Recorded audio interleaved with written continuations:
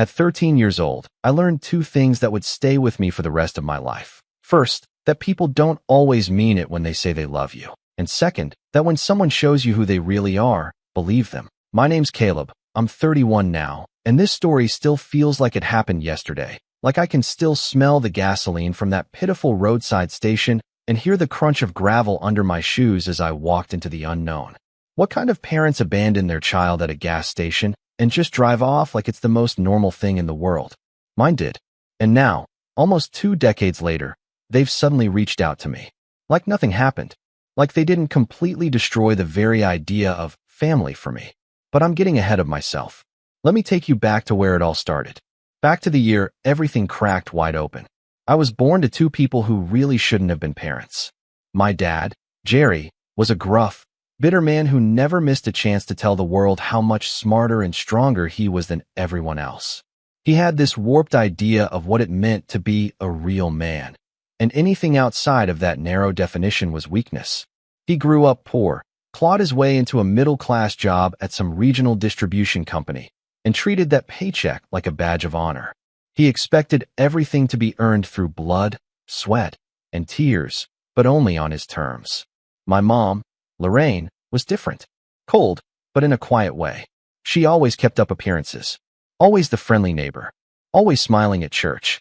But at home, she was like a ghost that floated through the house. Only visible when she was correcting you, criticizing you, or reminding you what a disappointment you were. If Jerry ruled with a shout, Lorraine ruled with silence. And that silence could crush your spirit faster than any belt. I wasn't an only child. I had a sister named Tessa, 2 years older than me, full of fire and fury. She was everything I wasn't: loud, brash, athletic, confident. And for some reason, my parents worshipped the ground she walked on. She could do no wrong. Broke a window? It was probably my fault. Failed a class? The teacher must be terrible. Came home drunk at 15? Just experimenting, nothing to worry about. Meanwhile, I got berated if I left a spoon in the sink. If I forgot to take the trash out, I'd get a 30-minute lecture about how I'd never amount to anything. They treated me like a burden, like a charity case they were forced to raise. I never understood what I did to deserve that kind of treatment. I didn't fight back, didn't yell, didn't cause problems. I just tried to stay invisible. Maybe that was the problem. They only respected noise, not quiet resilience. By the time I was 11, I had already learned how to make myself small. I stopped asking for help with homework, stopped inviting friends over, stopped trying to share anything about myself. If I got a B on a test, my dad would grunt and say, "What happened to the A?" If I scored an A, he'd just nod like it was expected and move on. My mom wouldn't even look up from folding laundry. Tessa, meanwhile, could bring home a crayon drawing and get a full-blown celebration. Look at this. Isn't she talented? She's going to be an artist one day. I remember sitting in the corner of the living room during one of those moments, holding my own sketchbook, but I didn't show anyone. I knew it wouldn't matter. The first time I remember realizing something was deeply wrong was on my 12th birthday. I woke up early, excited. Not because I expected presents or a party. Those had stopped when I turned 9, but because I thought maybe this year, they'd just remember. Just a happy birthday would have been enough. I came downstairs. Tessa was eating cereal at the table. Dad was on the couch yelling at the TV. Mom was doing her nails. No one said anything. No card. No cake. Not even a glance. I waited. All day. I even casually mentioned that one of my friends had the same birthday, hoping it would jog something. My mom just said, and went back to her phone. That night, I sat on the porch by myself and watched the stars, silently wishing for a different life. That was the first year I didn't cry. I think something inside me started to harden that day. The next year, things escalated. I had always struggled with math. It just didn't click for me like English or history did. So I failed a quiz. I brought it home, already bracing myself. My dad didn't even look at it. He just ripped it in half and tossed it on the kitchen counter. "You're useless," he muttered. "At least your sister's going somewhere. You'll be lucky to bag groceries." My mom didn't correct him. She just poured herself a glass of wine. That night, I overheard them talking in the living room. I was supposed to be asleep, but my room was right above them. My dad said, "We're wasting our time with that boy. He's dead weight." My mom responded, "Maybe we shouldn't have had a second kid. He's nothing like Tessa." I remember staring at the ceiling, my heart pounding so loudly I thought it would crack my ribs. I didn't sleep at all. They started forgetting to pick me up from school. Not once, not twice, regularly. I'd sit on the curb for hours, hugging my backpack, watching the sun go down. Sometimes I'd walk home alone, even though it was over 3 miles away. I once asked my dad why they kept forgetting. He said, "You've got legs, don't you?" That was the end of that conversation. Eventually, I stopped expecting anything from them. I became this quiet, drifting presence in the house. A ghost with a pulse. And then came the day that changed everything. It was summer. I had just turned 13. My sister was going to some sleepaway sports camp, and I guess my parents didn't want me in the house while they had the place to themselves. They said they were taking a road trip, just me and them, no distractions. I was confused but secretly hopeful. Maybe they wanted to reconnect. Maybe they were going to surprise me with something nice. I packed a bag with some clothes, my sketchbook, and a book I'd been reading. We got in the car early in the morning. The radio was off. My dad drove. My mom stared out the window. No one spoke for most of the ride. After about 2 hours, we pulled off the highway and stopped at this dingy, remote gas station in the middle of nowhere. One of those places with cracked pavement and a single flickering light above the door. My dad turned off the engine and looked at me. "Go inside and grab a snack or something," he said. "We'll fill up." I nodded and stepped out.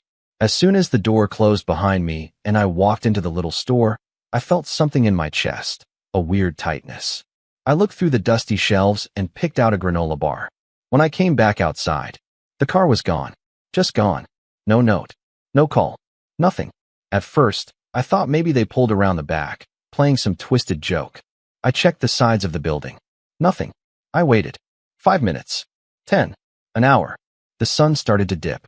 I asked the cashier if they'd seen where the car went. He just shrugged. Didn't see nothing. I didn't even have a phone. They hadn't let me have one yet. Said I wasn't responsible enough. My backpack had a few dollars, a change of clothes, and a half-filled water bottle. That was it. I sat on the curb in front of that gas station until it got too dark to see. No one came. Eventually, I wandered behind the building and curled up in a shallow ditch, pulling my hoodie tight around me. It got cold. I barely slept. I kept thinking, this is a mistake. They'll come back. But deep down, I already knew. I wasn't lost. I was abandoned. And now, 18 years later, after building a whole new life, they've just messaged me out of nowhere. Like nothing ever happened. Like I didn't sleep in a ditch and vanish from their world without a second thought. And that message? That pathetic, casual, forward message? "Hey Caleb, it's Mom." I didn't answer the message right away. Honestly, I just stared at it for a long time. For words. "Hey Caleb, it's Mom." I hadn't seen her name in over a decade. Not since I erased it from my memory along with the cold echo of her voice. I sat in my apartment, hands trembling slightly, unsure if I was feeling anger, shock, confusion, or something far worse. The faint, unwanted flicker of curiosity. But before I get to what happened next, you need to understand the lead up. The slow-boiling nightmare that pushed me over the edge. Because the gas station wasn't just the end of my childhood. It was the climax of years of being broken down, dehumanized, and forgotten. That betrayal wasn't a one-time act. It was the final chapter in a book they'd been writing since the day I was born. The year before they abandoned me was the worst. I was 12, awkward, quiet, lanky, and still clinging to this naive belief that if I just tried hard enough, I'd earn their love. I stopped complaining about things. I volunteered to do more chores. I started leaving little drawings around the house, hoping maybe they'd be proud. But nothing changed. If anything, they resented me more for trying. Tessa, meanwhile, was in full golden child mode. By then she was on the school's varsity soccer team, had a boyfriend 2 years older than her, and was basically a teenage queen bee. My parents funded her every whim. New cleats? Done. Private coaching? Of course. Weekend trips with friends? Here's $100. But when I asked for a $15 field trip for the science club, my mom laughed and said, "Why? So you can waste more time with those nerds." I remember one weekend in particular. My middle school was hosting a small art exhibition, and one of my sketches, something I'd spent weeks perfecting, had been chosen for display. I told my parents about it 3 times, wrote it on the fridge calendar, even printed out a flyer and handed it to my mom. "We'll see," she said, already half distracted by her phone. The night of the exhibit, I stood in the school gymnasium, wearing my best shirt and waiting by my piece like a puppy waiting at the door. Parents were everywhere, taking pictures, hugging their kids, buying little framed versions of their art. I kept glancing at the door. 6:15, 6:30, 7 o'clock. They never came. Tessa had a soccer practice, and apparently that took priority. Again, I walked home that night in the rain. Soaked. Alone. Sketchbook tucked under my jacket like it was the only thing keeping me warm. That was the first time I started to hate them. Hate. That's not a word I throw around lightly. I didn't want to feel it, didn't want to become someone twisted by bitterness, but something snapped inside me that night. It's one thing to be forgotten. It's another to be invisible on purpose. A few weeks later, I got sick. Like, actually sick. High fever, chills, vomiting. I told my mom, and she handed me 2 aspirin and told me to drink water. Said she had a hair appointment. I stayed in bed for 2 days without anyone checking in. No doctor. No thermometer. Just silence. I remember crawling to the bathroom at one point and throwing up so hard I saw stars. I lay on the tile floor afterward, cheeks against the cold porcelain, thinking, if I died right now, would they even notice? And yet, I still tried. Even after all of that, I kept trying. One morning, I made them breakfast. Eggs, toast, coffee.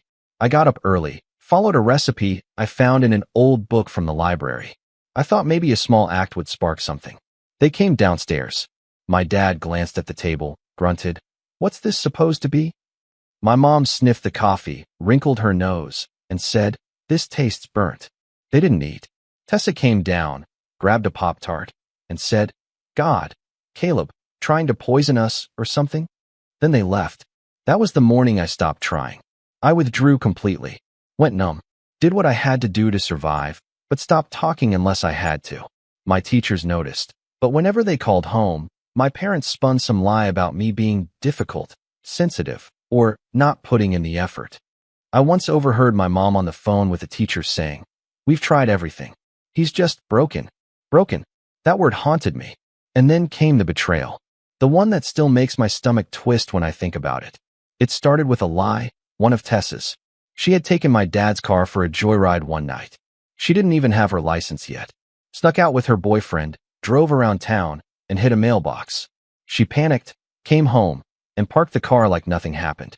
But by morning, the damage was obvious. Scratches, a dented fender, a cracked mirror. I knew immediately what was going to happen.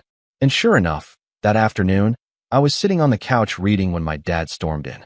"Did you take the car last night?" he barked. "No," I said, heart racing. "I didn't even leave the house." "Tessa said you did." I looked at her. She stood in the doorway, arms crossed, expression unreadable. "She's lying," I said, my voice barely a whisper. "She said she saw you sneaking out. Said you've been acting weird. Don't you lie to me, boy." I stood up, panicked. I didn't. I swear. I was in my room all night. You can check. But it didn't matter. Tessa shrugged and said, "I just thought you should know. He's been getting into stuff lately. I saw him with your keys once." That was all it took. My dad grabbed me by the collar and shoved me against the wall. Not hard enough to leave a mark, but enough to terrify me. "You think you can just do whatever you want and lie about it?" In my house. I tried to speak, but my throat closed up. My mom appeared behind him, arms folded, cold as ever. "We don't need this kind of behavior, Jerry. Not when we're already dealing with enough. Maybe it's time we teach him some consequences," my dad growled. They grounded me for 2 weeks. Took away my books, my sketchpad, my only form of escape. And I was forced to write an apology letter to them both, dictated by my mother, about how I had endangered the family and broken their trust. I cried that night, not because of the punishment, but because the people who were supposed to love me had looked me in the eye and chosen a lie over me. Again, that was the first time I planned to run away. I had a spot in the woods behind our neighborhood. Nothing special, just a clearing where I used to sit and draw. I packed my backpack one night, some clothes, a flashlight, a few snacks. I sat in that clearing for hours, staring at the stars, trying to convince myself to leave. But I was scared. Not of the dark. Not of being alone. I was scared that no one would even come looking. So I went back. And not long after that, came the gas station. I think they knew I was done. I think they saw the last spark fade from my eyes.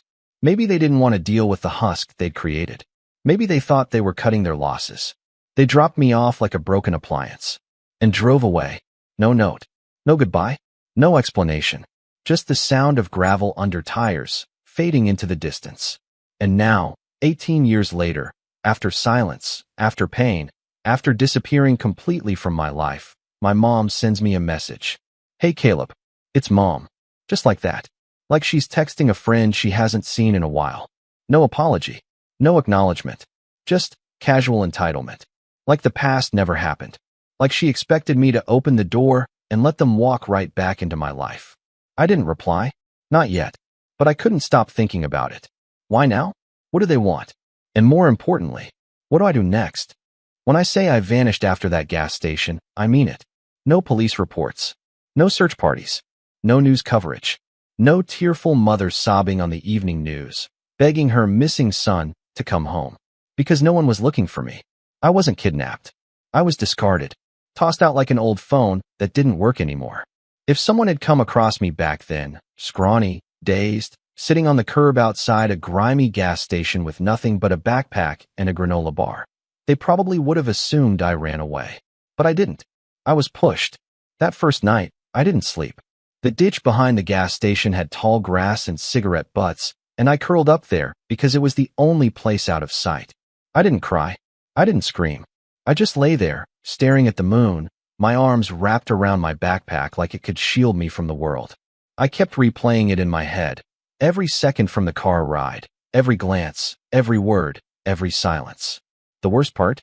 It didn't even surprise me. By morning, I knew they weren't coming back. I waited until the station opened and went inside. The clerk, a wiry old man with a beard that looked like it hadn't been trimmed in years, eyed me with suspicion. I bought a bottle of water with my last $2. He asked where my parents were. I lied and said they were on their way. He shrugged and went back to his newspaper. I wondered after that.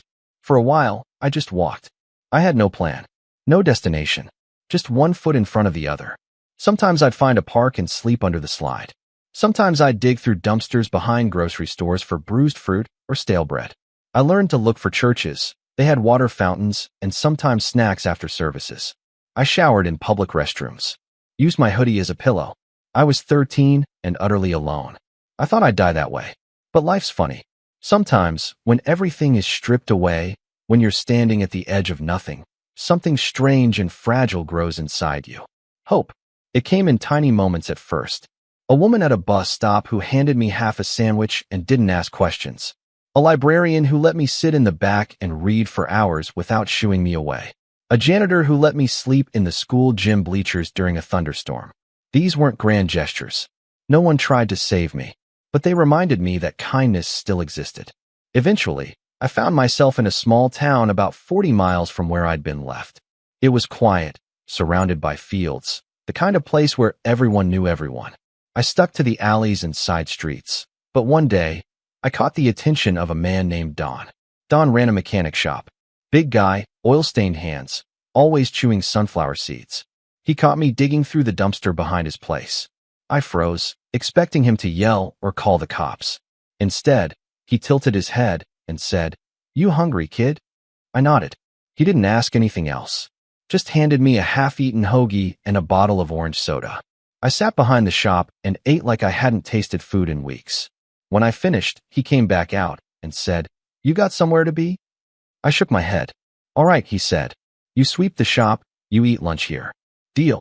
That was the beginning. Don didn't talk much, and I didn't either. But every day, I swept the floors, emptied the trash, cleaned up oil spills. In return, I got lunch, and sometimes leftovers to take with me. I never told him where I went at night. But eventually, he figured it out. One evening, as I was slipping out the back, he stopped me. "You sleeping in that alley down by Mill Street?" I hesitated. "Yeah," he said, rubbing his chin. "That's no place for a kid." "I'm fine," I muttered, backing away. "Didn't say you weren't," he replied. "But you want to sleep in the office? I got a cot in there. No one's using it." I didn't answer, but the next night, I showed up. I stayed in that office for over a year. Don never pried. He never asked what happened, or where I came from, or why I didn't have parents. He just taught me things: how to change oil, how to rotate tires, how to listen to the rhythm of an engine. I was good at it. My hands were small, good for tight spaces. My brain absorbed it fast. Fixing engines was like solving a puzzle, and for the first time in my life, I felt useful. I felt capable. When I turned 15, Don handed me a clipboard and said, "You're going to start taking inventory. Keep track of supplies. Think you can handle that?" I nodded. He gave me a key to the shop a few weeks later. At 16, he helped me get a forged ID.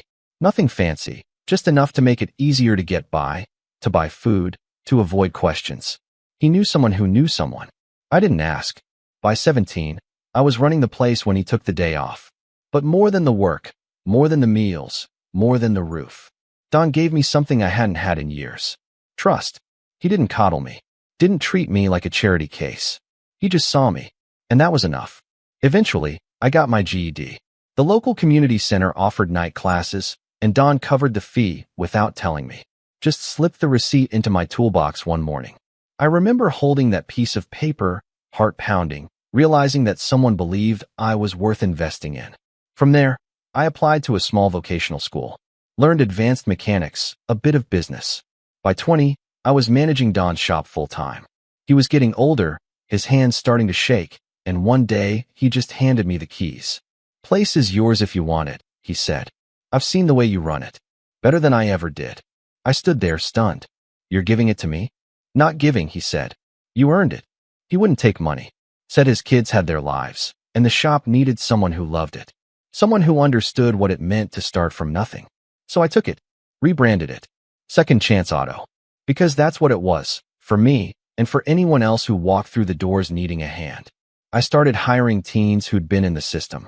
Runaways. Kids like me. Taught them the trade. Gave them a place to sleep if they needed it. Made sure they knew someone believed in them. Not everyone made it. Some slipped away, lost in their own demons. But some stayed. Some thrived. By 25, I had opened a second location. By 28, I was consulting for other shops. And now, at 31, I own 5 businesses across 3 counties. People call me sir now. Banks ask for my advice. And when I walk into a room, I don't feel invisible anymore. But I never forgot where I came from. Never forgot the gas station, the ditch, the granola bar, the silence of a world that had written me off. Which is why, when that message popped up on my phone, it felt like a crack in the sky. "Hey Caleb, it's Mom." I didn't open it for 2 days. I just stared at it, paralyzed. What do you do when the ghost of your past suddenly knocks? Do you answer? Do you run? Do you burn the bridge before they even try to cross it? On the 3rd day, I clicked it open. It was short. "Hey Caleb, it's Mom. We'd love to talk sometime. Hope you're doing well. We're proud of you." Proud of me. I laughed out loud. The kind of laugh that comes from somewhere deep in your ribs. Proud. After everything. After abandoning me like garbage, they were proud. I didn't reply, but curiosity got the better of me. I searched their names. Turns out, they were struggling. Badly. My dad had lost his job 3 years ago. Some kind of downsizing. My mom had a minor stroke the year after. Tessa had gone through a messy divorce and moved back in with them, bringing her 2 kids with her. They were renting a house now. Not the old one. No, that had been sold. They were barely scraping by. And then I found the article. A local business spotlight. It featured me, standing in front of one of my shops, arms crossed, smiling for the camera, talking about community, growth, and second chances. It had my name, my story, just enough detail to make the connection obvious. They'd found me. And now, after nearly 2 decades of silence, suddenly they wanted to talk. Not to apologize, not to explain, but to reconnect. Because I was successful. Because I was useful again. Because I had become the very thing they never believed I could be. And as I stared at the message, my heart pounding, something inside me began to stir. Not pain, not fear. Something sharper, something colder, but also something earned. I wasn't 13 anymore. And if they wanted to see me again, they'd have to face the man they left in that ditch. The moment I decided I wasn't going to ignore the message, something shifted inside me. Not forgiveness, not reconciliation, but clarity. I wasn't that scared, broken kid anymore, desperate for crumbs of affection. I wasn't waiting to be seen. I had built something real, without them. And now, after almost 2 decades, they were poking around like they'd just misplaced their son and wanted to check if he was still breathing. I didn't reply to the message. Not yet. I needed time. Not to think. To plan. I wanted them to feel what I had felt. Lost, powerless, uninvited to the table. I didn't want to scream, or rant, or throw it in their faces. That would have been too easy. Too loud. I wanted silence to do the work. Delayed recognition. Subtle shifts. A slow boil. Because the best revenge isn't explosive. It's quiet. It's patient. It's earned. I started by digging deeper. It was easy, honestly. People leave digital footprints everywhere now, especially when they're desperate. I already knew they were struggling financially. The article about my shop must have been a slap in the face. Caleb, the useless one, succeeding in the same town they were now barely surviving in. What they didn't know was just how close I was. One of my shops was only 20 minutes away from their rental. The same streets I had wandered alone at 13 were now part of my business routes. I had likely passed them in traffic and never known. Or maybe they had seen me, recognized me, and that's what triggered the message. Either way, they had made the first move. Now it was my turn. I wasn't going to confront them directly. Not yet. That would give them too much power. Let them think they still had a say in how things ended. No, I needed to understand them first. Who they were now. How much of the old venom still lingered. I wasn't walking into this blind. So I started asking questions. Carefully. I reached out to a woman named Brenda, an old neighbor from my childhood. She used to give me cookies when my parents forgot I existed. I hadn't spoken to her in years, but when I called, she remembered me instantly. Caleb? Is that really you? Yeah, I said. It's been a while. Oh, honey, you don't even know. We thought the worst. Your parents said you ran away. There it was. The lie. They never told you the truth? No, she said quietly. They had the police over one night. Said you'd left a note. Said they tried everything. But honestly, something about it never sat right. I didn't correct her. Not yet. But I asked about my parents. How they were now, what people said. They keep to themselves mostly. Jerry's bitter as ever. Lorraine's quieter since her stroke. Tessa's living with them again. Her husband ran off, and she's got those 2 kids. Honestly, it's sad. But no one says anything. Your dad's not the kind of man you argue with. I thanked her. Promised to stay in touch. So they'd covered it up. Claimed I ran away. Which meant, from a legal perspective, I was a ghost. Interesting. I pulled more threads. I sent a lawyer, one of my clients, actually, a family friend, to look into their situation discreetly. He owed me a favor. Within a week, I had a full report. They were 3 months behind on rent. Tessa was unemployed, living off whatever child support she could drag out of her ex-husband, who had already remarried and moved out of state. My dad had drained his retirement early, burned through it trying to start a business that never took off, some half-baked idea about flipping used trucks. My mom's medical bills were piling up. They were drowning. And yet, there was no sign of humility. They hadn't sold their car, a 2014 Dodge Durango my dad still proudly drove. They still posted passive-aggressive Facebook updates about fake people and ungrateful children. No apology. No accountability. Just bitterness and blame. But it got worse. My lawyer found out they had tried to sue the state after I ran away, claiming they suffered emotional damage and needed financial assistance. The case was quietly dismissed, but they still tried to milk my disappearance for sympathy. And that made my blood boil. They left me, and then tried to profit from the story they crafted about my rebellious phase. That's when I knew I couldn't just ignore them. I had to do something, not just for myself, but for every kid who'd ever been thrown away like garbage. But again, not loud, not vengeful, not messy, smart, surgical. So I began laying the groundwork. The first step? Reclaiming the narrative. I commissioned a feature piece in a regional business magazine. Something clean, professional, humanizing. We'd been approached before, but I'd always declined. Now I said yes. The writer was excellent. She interviewed me over several weeks. I told her my story, not every grim detail, but enough to paint the picture. Abandoned at 13. Built myself up from nothing. Created opportunities for other kids like me. I never mentioned my parents by name, but the implications were loud enough. The article went live the following month. It didn't go viral, but it hit the right circles, local politicians, entrepreneurs, small-town leaders. The people my father once tried to impress now saw my face smiling on the front page of the business section. 1 week later, I received a second message, this time from Tessa. Hey Caleb, I saw the article. We should talk. I stared at that one for a long time. Tessa, the golden child, the one who framed me, lied about me, stood by silently while I was buried alive. Now she wanted to talk? No, not yet. Instead, I took another step. I contacted Brenda again, this time asking a favor. Do you still have that old church contact list? The one from the neighborhood. I think so. Why? Could you invite my parents to a community event? Something small. Say it's about local entrepreneurs sharing their stories. She didn't ask questions. Just said, of course. I booked the community center under one of my side companies. No name. No photos. Just a flyer with the words, Stories of Resilience, a night of inspiration from local leaders. I invited several real speakers, people I'd worked with over the years, many with similar stories of overcoming adversity. But the final speaker? That would be me. I planned every detail carefully.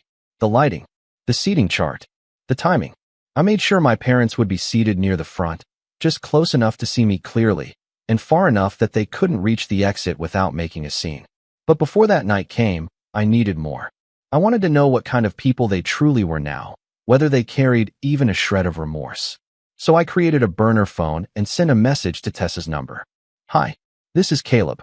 I saw your message. Not sure I'm ready to talk yet. How's Mom? She replied almost instantly. She's okay. Recovering. We're all just surprised to hear from you. I didn't mention the first message.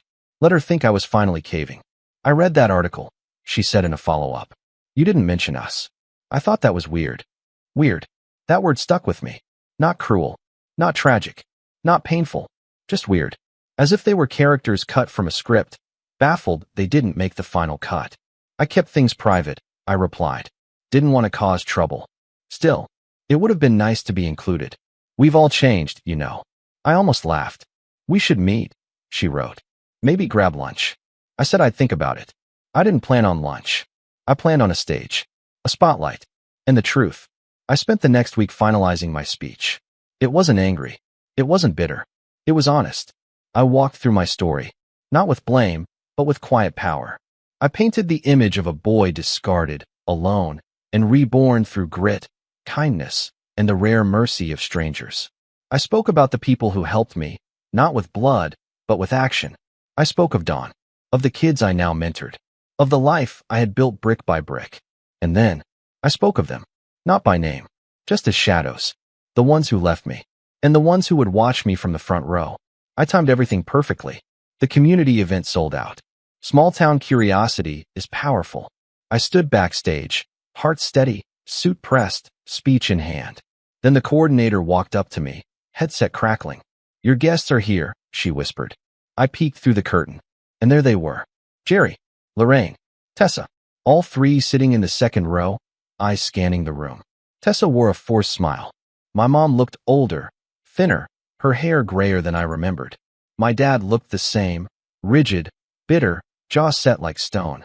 None of them recognized the name on the program, but they would recognize the voice. When it began, and when it ended, and when they realized this wasn't a reunion. It was a reckoning. When my name was finally announced that night, I walked out under the lights to the sound of polite applause. Most of the audience didn't know who I was beyond the description in the program. Caleb Myers, owner of Second Chance Auto, community mentor, youth advocate. But three people in the second row froze the moment I stepped onto the stage. My mother's hand went to her mouth. My father's back stiffened like someone had yanked a wire through his spine. Tessa blinked, leaned forward, and whispered something sharp I couldn't hear. I didn't look directly at them yet. I let the moment stretch, just long enough for the realization to sink in. The stage lights were warm against my face. The crowd quieted. I took a breath. Good evening. I began, my voice calm, steady. My name is Caleb Myers. I wasn't always the man standing here tonight. Once, I was a kid no one wanted. The room fell silent. I could feel their eyes on me, hundreds of them. But it was the three in front that mattered. My father's face went pale, his lips twitching as if he might stand up and interrupt. My mother's gaze darted toward the exit. Tessa sat perfectly still, jaw clenched. I told the story, piece by piece. Not the whole horror of it, but enough. Enough to make every parent in that room shift uncomfortably in their seat. I was 13, I said, when I learned that love isn't always permanent. Sometimes, the people who are supposed to protect you are the ones who teach you fear. I was left with nothing. No home, no money, no one waiting for me. But I didn't die there. Someone helped me. A stranger. He gave me a broom and a sandwich and a chance. That's all it took to start over. Every few sentences, I let the pauses breathe. I watched the way my father's jaw tightened, the way my mother's shoulders trembled.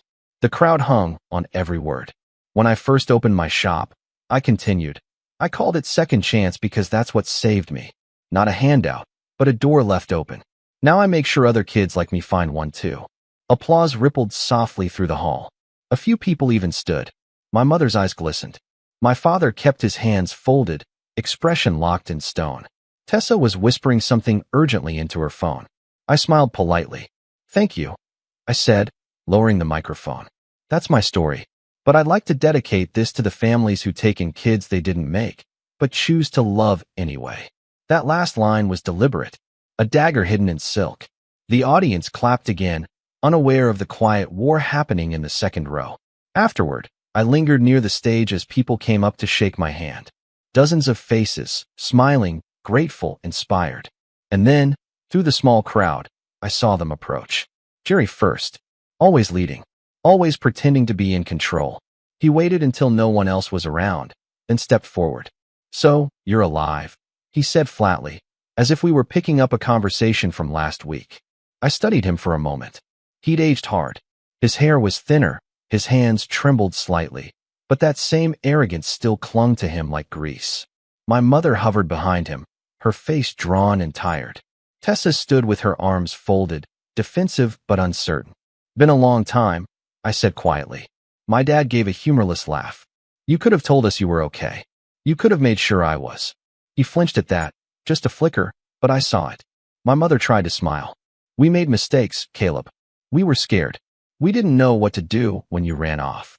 I cut her off with a calm, level tone. I didn't run off. She froze. I remember exactly what happened, I said. You stopped at a gas station and told me to grab a snack. When I came back, you were gone. Her eyes filled instantly. Your father thought. Don't, I said softly. Don't rewrite it now. You left me there. A long, suffocating silence followed. The air between us was thick with 20 years of rot. I could feel my heartbeat steady, not from anger, but from control. Finally, Tessa spoke. Look, we all made choices we regret. Things got complicated. But that was a long time ago. We wanted to reconnect. Mom's been sick. Dad's been broke. I finished. Her mouth snapped shut. I smiled faintly. I know about the house, the job, the lawsuit, the sympathy act. My father's face turned red. You've been digging into our lives? I needed to understand who was contacting me. After 18 years, I think I'm entitled to some research. He stepped closer, lowering his voice. You think you're better than us now? Because you got lucky? Because some fool took pity on you? I didn't move. No, Dad. I don't think I'm better. I know I'm free. The silence that followed was sharp as broken glass. Then, I said something I'd been waiting to say since that night. You called me useless, I whispered. And then you left me to die? But I built something without you. Everything you could have been proud of, I did it alone. And now you're standing here because you need something from me. So tell me, Jerry, what do you want? He didn't answer. My mother did. Her voice was fragile. We're losing the house. The bills, the medical stuff. We just thought maybe, she swallowed. Maybe you could help. Just a little. There it was. The truth. Not remorse. Not reconciliation. Need. I took a long breath, then reached into my pocket. They watched, expectant, probably thinking I'd pull out a checkbook or a card. Instead, I pulled out a folded piece of paper. A business card. I handed it to my mother. What's this? She asked. It's the number of a foundation that helps families in crisis, I said. They're good people. They don't abandon children. Her hands trembled as she read the name. You started this, she whispered. I fund it, I replied. They decide who deserves help. She looked up at me, eyes wet. Please. We're your family. No, I said quietly.